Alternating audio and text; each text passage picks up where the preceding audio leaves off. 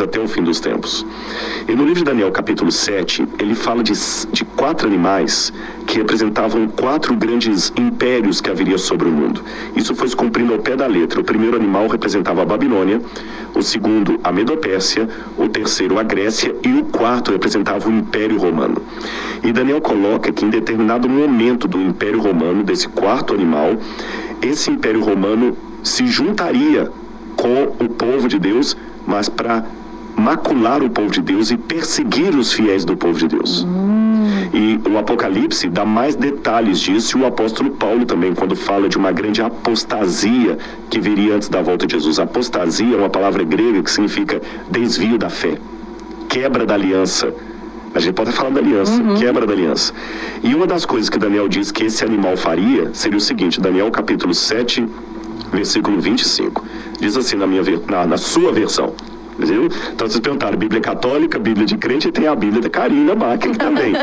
Eu tenho certeza que um monte de gente vai querer qual a Bíblia que você usa para comprar uma igual, viu? Aqui diz assim, o verso 25, falando desse monstro simbólico, né, que era Roma, junto com o cristianismo. Ele falará contra o Altíssimo, oprimirá os seus santos e tentará mudar os tempos e as leis. Curioso que a palavra leis que aparece aqui no livro de Daniel não é lei no sentido secular da palavra, é a lei de Deus. É a mesma palavra que aparece no capítulo 6, quando os inimigos de Daniel falam o seguinte: eu tenho certeza que ele não fará nada contra o rei, a menos que seja uma coisa que esteja escrito na lei do seu Deus. É a mesma palavra. Então, esse poder cuidaria em mudar os tempos e a lei. Os tempos, a palavra idam em hebraico significa calendários. Tanto é que na tradução católica está assim: e cuidará em mudar os calendários e a lei. Roma, na sua forma pagã e na sua forma papal, mudou os calendários e a lei de Deus. Quer ver? É porque essa questão de Roma também é algo que ficou na minha cabeça. Eu vi tanto, né? A gente vê na história como foram perseguidos os cristãos, queimados, aquela loucura em Roma. E como de repente Roma se tornou, né, a base do cristianismo ocidental. Por que foi escolhido lá, um lugar onde o povo foi caçado, queimado? Tudo isso aconteceu pela suposta conversão de um homem chamado Constantino.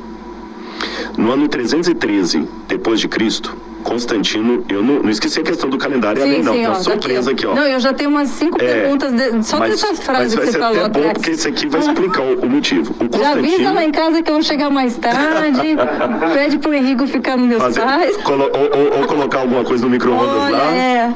Mas então vamos lá. O Constantino, ele estava lutando pelo poder em Roma. Roma tinha ficado muito grande e tinha perdido um pouco a força ali.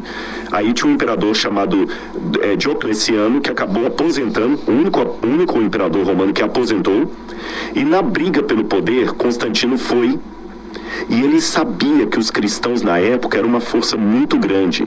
Há inclusive uma frase atribuída a Tertuliano que diz que o sangue dos cristãos era como semente. Dá para entender o significado.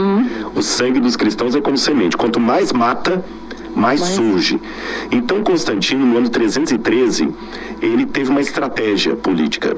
Ele estava passando a ponte do rio Milvia com os soldados dele para lutar contra Maxêncio pelo poder. Aí Constantino caiu do cavalo e ficou assim: estou tendo uma visão.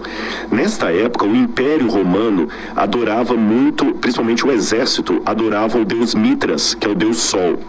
E todo o exército ficou assim, ele teve uma visão de Mitras, o Sol apareceu para ele. E ele falou com os soldados: Mitras vai nos dar o poder, o deus Sol. Só que, de maneira muito engenhosa, Constantino disse que Jesus apareceu para ele no sol, e que Jesus é o próprio Mitras, e que ele viu no sol, vai de novo uma palavrazinha difícil, ele viu uma frase em latim que dizia assim: in hoc signo vinces, traduzindo, sobre esse símbolo vencerás. E ele viu uma cruz no sol. Então ele fez uma simbiose, uma mistura, um sincretismo entre cristianismo e mitraísmo. Ele deu liberdade de culto aos cristãos proibiu as perseguições aos cristãos, elevou o cristianismo à religião estatal, pegou várias basílicas. O que eram basílicas? Templos pagãos de Roma, e transformou essas basílicas em basílicas cristãs. Quem já foi para a Itália já deve ter visto muito dessas basílicas. Elas têm um panteão lá dessa época que você vê que é uma coisa estrondosa. Nos nichos que estavam os deuses pagãos, ele tirou e colocou imagens de santos. E Constantino começou a mudança. E a igreja cristã, que até então era apostólica, agora se tornou apostólica romana. E nessas mudanças, Roma foi mudando muita coisa. Tudo isso estava profetizado na Bíblia. Veja, enquanto os cristãos eram perseguidos, massacrados, eles morriam... Mas profetizado não de uma forma de que isso seria bom. Não. Profetizado no sentido de, infelizmente, isso vai acontecer. Vão distorcer o que está aqui. Como no Antigo Testamento foi profetizado que o Messias seria traído por um dos seus. E, infelizmente, aconteceu quando Judas o traiu. Não que Deus desejou, Karina, é que Deus, assim, ele assistiu um filme antes.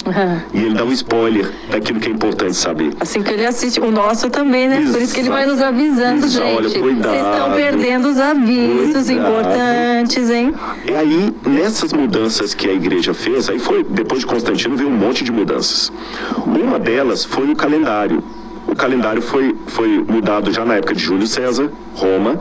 Depois ele foi mudado na época do Papa Gregório. A gente fala do calendário juliano, calendário gregoriano. E nessas mudanças que Roma fez, tanto em sua fase imperial quanto em sua fase cristã, a gente percebe alguma coisa.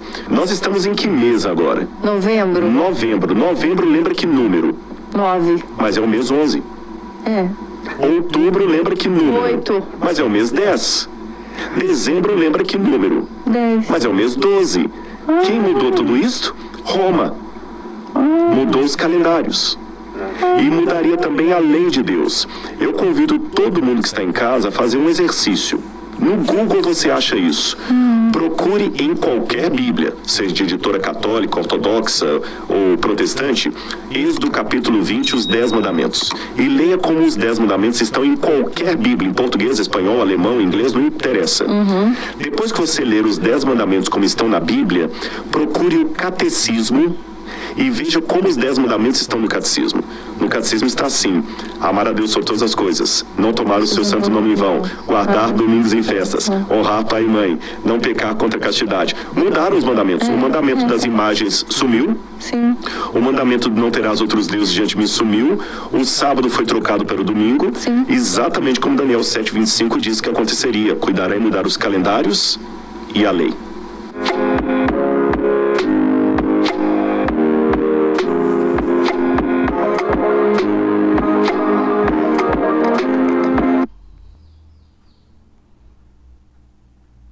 Parece nobre se importar com os problemas dos outros, mas no fundo faz mal para as duas partes. E aí, Rodrigo, a gente tá aqui o pau quebrando. O pau quebrando, o Egito tá... E o faraó se achando tal, o povo reclamava com o faraó. A Bíblia não diz isso, mas dá pra gente entender. O faraó, deixa o povo ir, que coisa, né?